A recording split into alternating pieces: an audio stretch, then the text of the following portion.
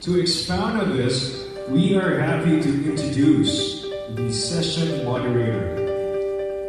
She writes and talks about money and family using behavioral economics principles. Ladies and gentlemen, the FQ mom herself, Ms. Rose Frescausto.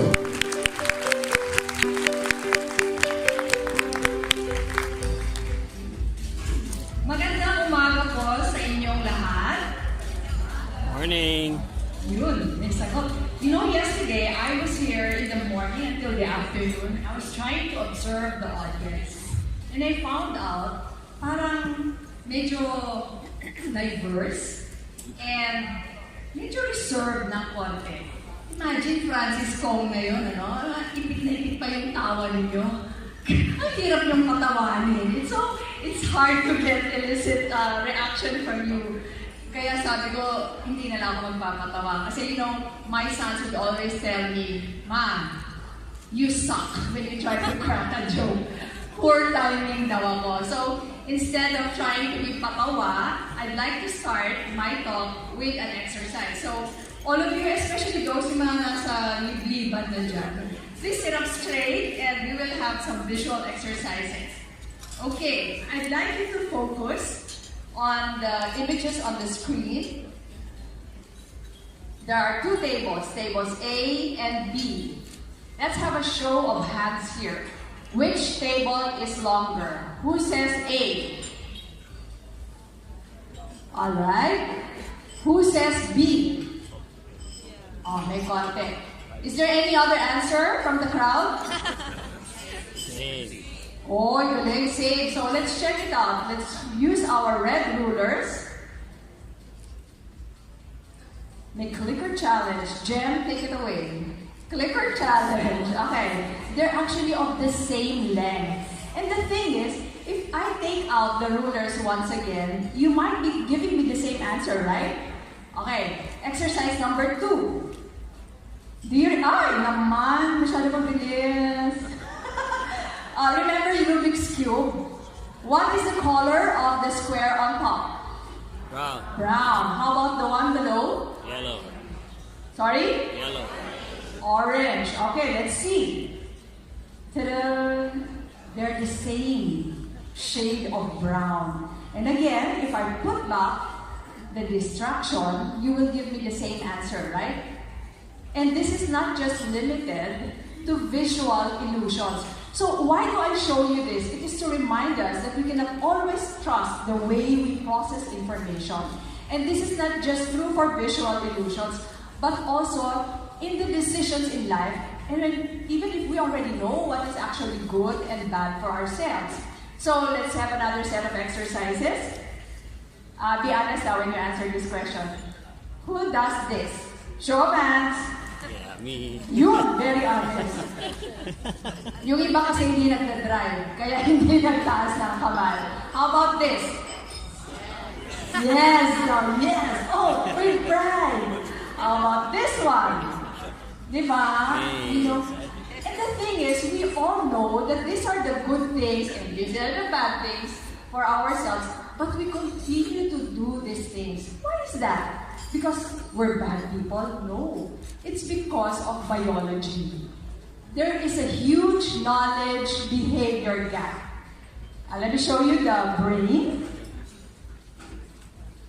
This is the one on the upper right is the prefrontal cortex, which is responsible for our rational behavior. And then the one down there, so when I give you a math problem, you're going to use your prefrontal cortex. Now, the limbic system, that is the one that processes our emotions, our feelings, our aspirations. And guess which one drives behavior? It's the limbic system. Diba? So, you know that there is such a huge gap. And it's the same thing when it comes to saving and investing. We all know that we need to start saving and investing the moment we receive our paycheck.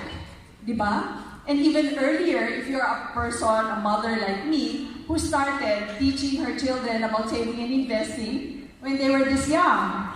I swear, I'm that kind of a mother. I taught them how to prepare their balance sheets when they were in grade school. And, well, it was successful. It works because here they are now. Wow. Well, I actually started giving, they still do it. They're big now kasi I started giving birth at the age of 10. Oy, may tumawa ka. Thank you very much.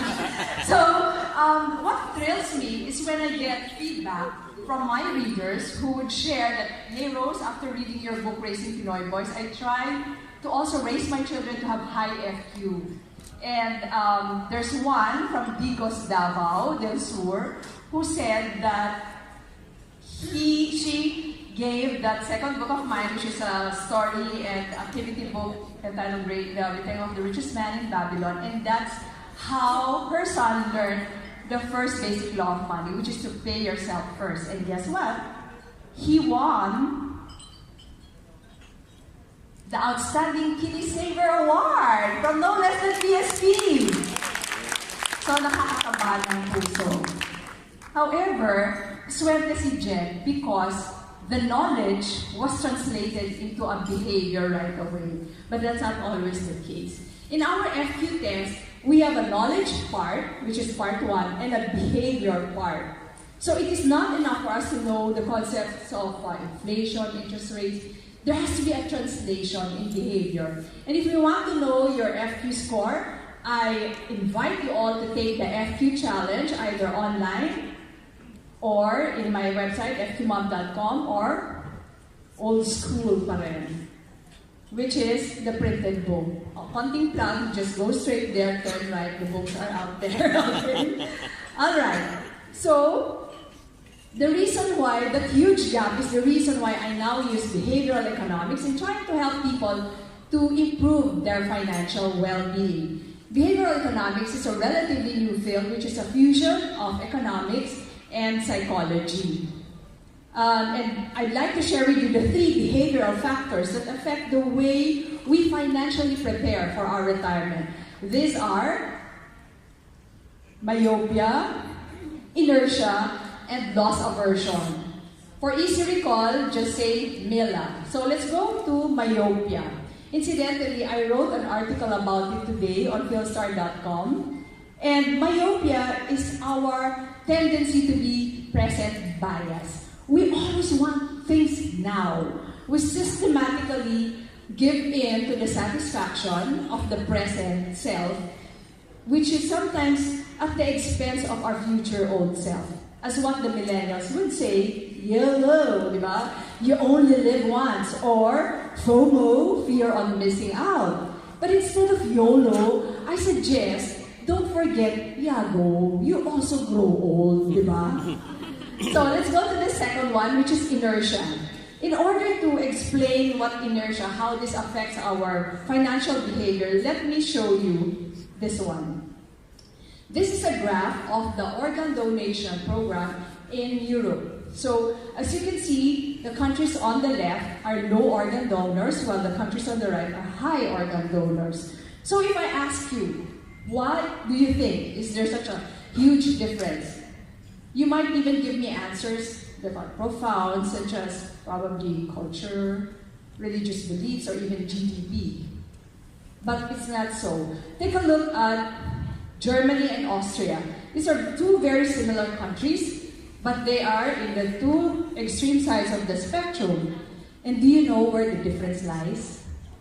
It's in the Department of Motor Vehicle Form. In Filipino setting, what's that? LTO. So what happens is that for the first group of countries, it says, check if you want to participate in the organ donation program. They do not check, and they become low organ donor countries. In the second group, check if you don't want to participate in the organ donation program. Again, they do not check, and they become high organ donor countries. Labo, no? So what's happening here? Are we so tamad, lazy to check? Don't we even care anymore about important decisions such as organ donation, which can actually save lives? No, the reality is we do care. And sometimes when we care too much, we don't know what to do. We get stifled. And if this happens, we let the one who designed something as seemingly trivial as a form to decide something so important that could save lives. Diba? So, this is something to think about. This is the principle behind choice architecture of behavioral economics. So think about it. What is the default choice when it comes to your saving and investing for you and your family? Next, the last one is loss aversion.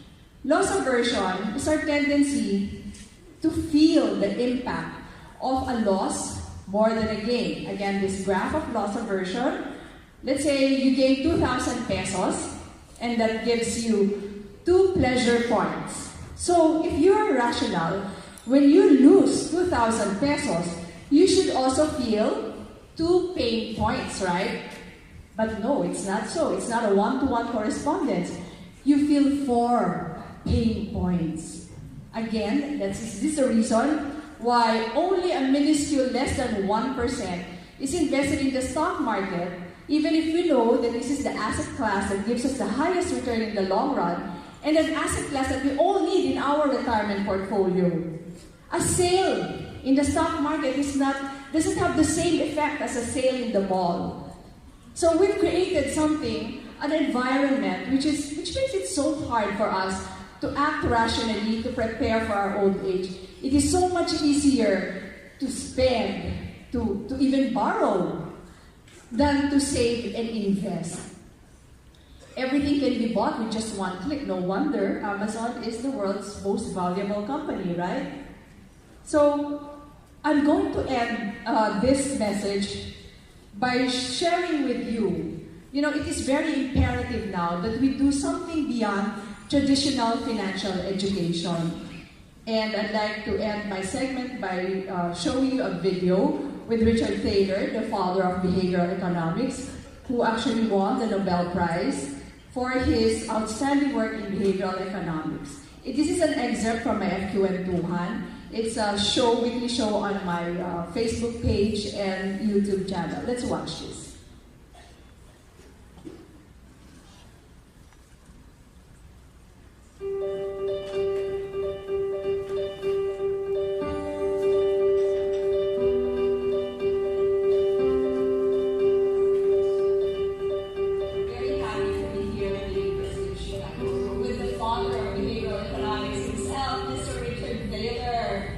Very nice to meet you. Thank you very much. This is 4 years in the making. Yes. It yes. was supposed to be 2012. Well, but I'm good at procrastinating. I know. My mantra is make it easy. If you want to help people do something or encourage them to do something, make it easy.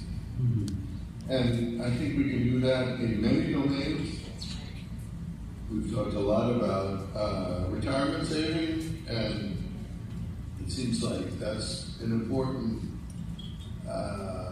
topic, an important goal for the Philippine economy, to create a retirement saving plan that every worker would be able to save for retirement automatically, because that's the only way it works. Is if the money gets taken out before you get a chance to spend it, that's what we need, and every country has to figure out the best way to do it within their own system. And I look forward to helping you figure out how to do that.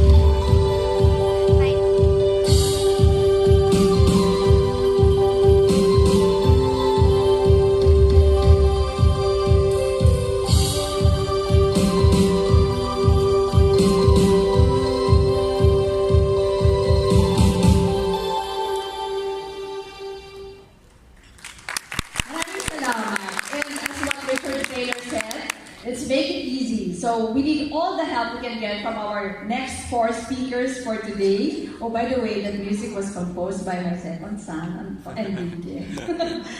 I have 2 daughters. When they were very young, I used to gamify budgeting, gamify decision making. I have the great privilege of presenting today on a program we run called Cha-Ching, which I hope some of you might have heard of before. We're all aware of 2008, there was a financial crisis, and that actually had a major impact across the whole world, not just in Asia. Why are those the only people who really have a personal life? Whether you're an artist, an athlete, a scientist, etc., everyone needs to manage their money. Yes? Yes. But still, there's a large number of people who are not doing anything. The 18% are not doing anything, probably due to lack of education or inertia or short-sightedness.